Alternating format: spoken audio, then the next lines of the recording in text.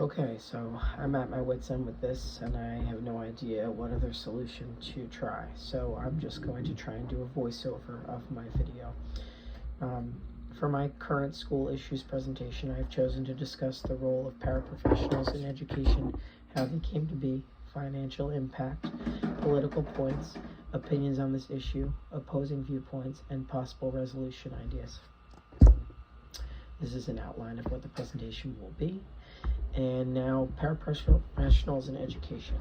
Paraprofessionals in education are known as the backbones of the classroom. They are typically minimum wage hourly workers with no benefits who support students with disabilities, supervise individual or small group work, help with behavior management, and handle setting up and cleaning up the classrooms, all while focusing on the best way for these students to thrive.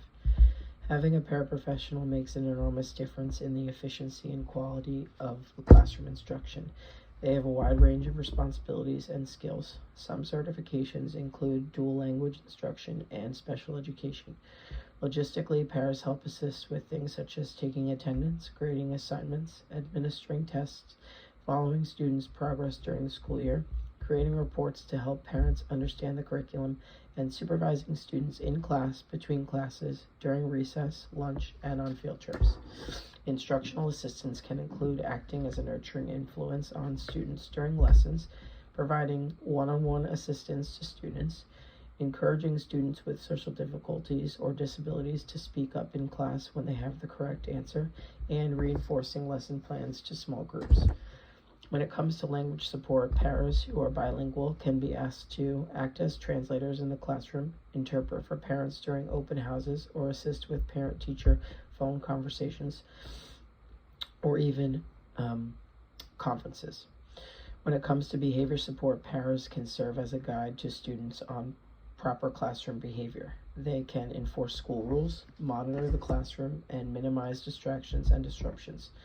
For students with a behavior intervention plan, also known as a BIP, paras can provide coping strategies, encourage positive behavior, redirect off-task behavior, minimize distractions and disruptions, and track and log behavior frequency. Given all of these responsibilities, paras report feeling underpaid and overworked, an issue that is only getting worse as inflation continues to rise and schools struggle to fully staff classrooms.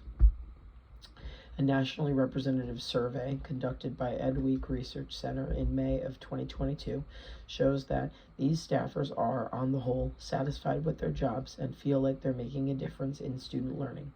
They don't want to quit, but low wages may drive some out of the classroom. Okay, so how did the paraprofessional come to be? In the mid-1950s, there was a need to alleviate post-World War II shortages of licensed teachers. The parents, who were inexperienced and struggled to develop community-based services for children and adults with disabilities, caused a rise in interest in employment of teacher aides. During this period, research projects were started to assess the appropriateness of employing teachers' aides as a way to provide teachers with more support and time to plan and instruct activities and lessons. Despite the fact that these studies showed promise, none of it was fully put to the test until the late 1960s and early 1970s. During the 1960s and the 1970s, there was a high demand for change in all aspects of human services systems for learners who came from educationally and economically disadvantaged backgrounds. These human services systems were economic, social, healthcare, and education. This is when Congress created programs such as Title I and Head Start, which provided funding for schools and other community organizations to employ and train paraprofessionals. With this need to now provide teachers in preschool, general, compensatory, and special education with support that required providing individualized and personalized education services for all learners who could benefit from them, this sparked the momentum of employing paraprofessionals, and significant changes began to occur in their roles and responsibilities. Then, as now, paraprofessionals were primarily women who were re-entering the workforce, who lived near the schools where they worked, and who represented the cultural and ethnic populations in their community. The decade of the 1980s was a time of vigorous debate about how to end a perceived decline in the quality of education services throughout the United States. Despite any groundwork that was laid down when it came to staffing arrangements to support and enable teachers to carry out new programs, it was pretty much ignored that paraprofessionals were a smart decision. Moving forward, as the landscape of education continued to change, we were then met with the pandemic. Paraprofessionals became a huge, invaluable part of the virtual classroom once schools shut down. They played an essential role in making virtual learning a success. They did this by helping with online tools, videos, breakout groups, one-on-one support, monitoring chats among students, helping to keep students engaged, working with counselors and teachers to continue success, reading questions out loud, taking attendance, collaborating on documents to provide additional educational resources to families, and even holding virtual study and homework support sessions. Paraprofessionals say the job has become more demanding in the recent years as school leaders rely on them to help cover staffing shortages that have been exacerbated by the pandemic. The financial impact. Paraprofessionals work an average of 35 hours a week in schools while averaging pay that is only about $19 an hour with no benefits provided. A third of them say they work 2 or more jobs. Nationally, the number of paras has more than doubled over the past 3 decades. In 2018, there were about 825,000 para-educators compared to 3.2 million teachers. This pool may be drying up, though. More than a quarter of paras say they're likely to leave their job within the next year, according to the survey sample of 3,481 paras, classroom assistants, and school teaching assistants. 71% of these paras who said they are likely to leave said pay was a major reason. More than a quarter of paras say they can't afford to live in the community where they work. Small but significant amounts of these workers say they've had to rely on government or community assistance because their salaries weren't enough to support themselves or their families. Roughly a quarter of paras say their child or children qualified for free or reduced price meals at school. 19% have visited food pantry. 18% have participated in Medicaid. 16% have received food stamps, and 14% have received emergency assistance with utility bills and or rent. The politics of it all.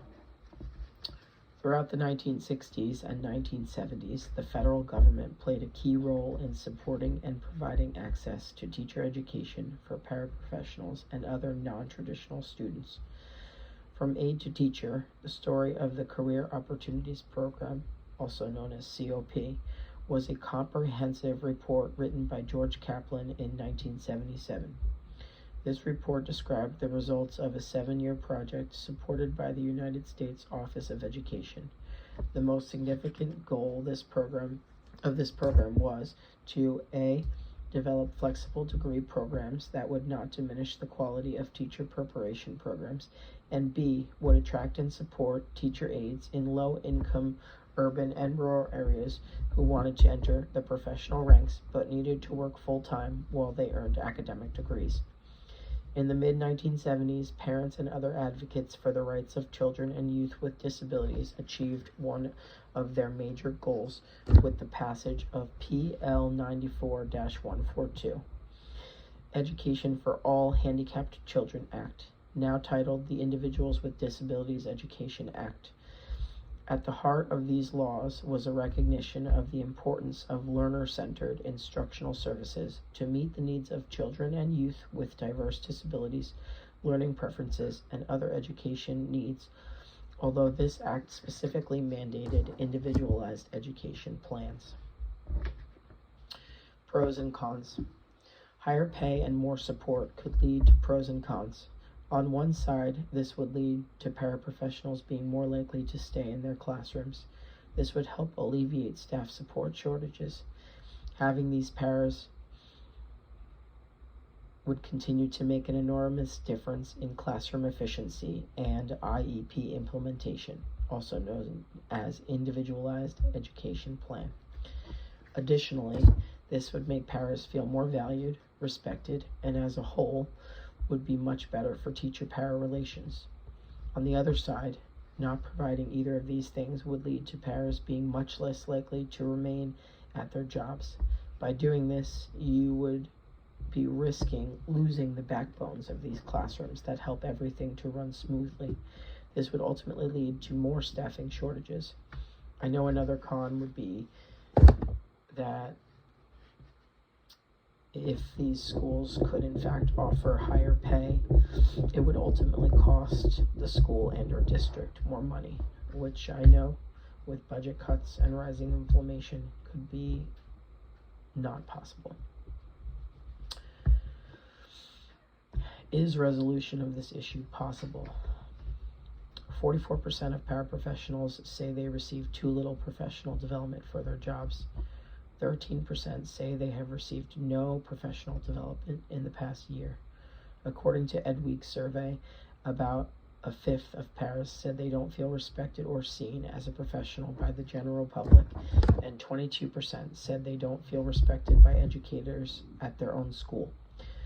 They receive fewer mentoring and leadership opportunities compared to teachers. They also tend to receive formal observations less often and get less support for unsatisfactory evaluation ratings than teachers do. Instead of being put on a remediation plan or receiving coaching, paraeducators are more likely to receive punitive actions such as probation or dismissal. I am a paraprofessional for special needs children in a multiply disabled classroom at a middle school. Every year we have an orientation day. One would think this would provide us a chance to review, refresh, learn new necessary knowledge, and look over IEPs of children we will be working with for the coming school year. None of this takes place. We are called into an auditorium with teachers. The entire first 2+ hours that we sit there and listen is all information that is necessary and pertains to teachers and not us paraprofessionals. Once we are finally brought into the library where only paras are, we gather in a circle while our director of special services goes over our expectations for the year. These are the same every year, and many of us have been working for the district for multiple years. Every single year, we are told that we will be given the opportunity to look over and familiarize ourselves with the IEPs of our assigned children, and every single year, the school year starts at 100 miles an hour and there is no time at all. If we as paras were given the opportunities to be mentored and improve as employees, maybe we would be even better at our jobs, and then maybe we would be taken more seriously, or at least feel like we were taken more seriously. Giving paras more training could maybe bring us closer to deserving higher pay, and maybe being given more training could also make it more desirable to support us. Opinions on the issue. I found several opinions on this issue throughout my research. For as hard as we work, we do deserve a whole lot more, said Becky Medina, a paraprofessional at Pascal Ledo Academy, a preschool in Denver that's part of the public school system there. For $15.87 an hour, she changes diapers, helps potty train, dries tears, calms children down, supervises lunch and nap time, and assists with teaching small groups. If we didn't love the kids as much as we do, I don't know how many of us would stay. Nat Legg, a kindergarten instructional assistant, states, I know a lot of aides are quitting because they can get paid more at a grocery store and not have to deal with the behaviors that we're dealing with. Legg makes $11.52 an hour and goes on to say it's not sustainable. Bernie Giron, the president of the Denver Federation for Paraprofessional and Nutrition Service Employees, said, you go to McDonald's, you go to Burger King, and they're offering $18 an hour. We're an education institution, and we're offering $15.87. I can tell you that at my school, I make $25 an hour, which seems to be higher than the U.S. average. But due to budget cuts this year, I make under $35,000 a year after taxes, and in my classroom, I wipe behinds, clean up accidents, clean up throw up, clean up and wipe up snot most of the day, deal with temper tantrums, and even deal with getting physically hurt. I absolutely stay for the children, but every day has an even extra layer of stress, knowing that after all of that hard work, I still can't make a living wage. This has had major influence on my decision to become a teacher. In final words, I will say, it has been nearly 50 years since teacher aides were introduced into our nation's schools to enable teachers to spend more time in planning and implementing instructional activities. Initially, the duties assigned to teacher aides were primarily routine. Over the last 2 decades, research has revealed that most paraeducators spend all or at least part of their time assisting teachers and other licensed practitioners. As a result of these changes in roles and responsibilities of teacher aides, they have become technicians, who are more accurately described as paraeducators, just as their counterparts in law and medicine are designated as paralegals and paramedics. Thank you very much.